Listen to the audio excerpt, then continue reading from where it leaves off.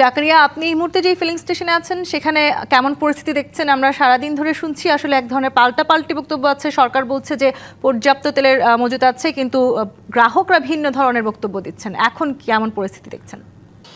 জি তন্নি, আপনি ঠিকই বলেছেন যে পাল্টাপাল্টি বক্তব্য রয়েছে। তবে জানতে চাবো যে আপনি আসলে কতক্ষণ দাঁড়িয়ে রয়েছেন লাইনে? ভাই আমি অনেকক্ষণ দাঁড়াইছিলাম, এখন আমার গাড়ি আবার ফেরত পাঠিয়ে দিচ্ছে, আমি এতক্ষণ পারবো না দাঁড়াতে। আমি এখানে এসে দেখলাম যে সাউদার্ন পাম্পে পিছন থেকে গাড়ি ঢুকতেছে ভাইয়া। যখনই ওনারা ওইখানে দাঁড়ায় থাকে, কিছু সুপারভাইজার এখানে পাম্পের কেউ একজন যদি 200 টাকা দেয়, নয়তো 300 টাকা দেয়, দিলেই ফুল ট্যাঙ্কি তেল পাচ্ছে, কোনো সিরিয়াল লাগতেছে না, কিচ্ছু না। কিন্তু এখানে সিরিয়ালে থেকে 600 টাকা তেল বেশি পাচ্ছে না।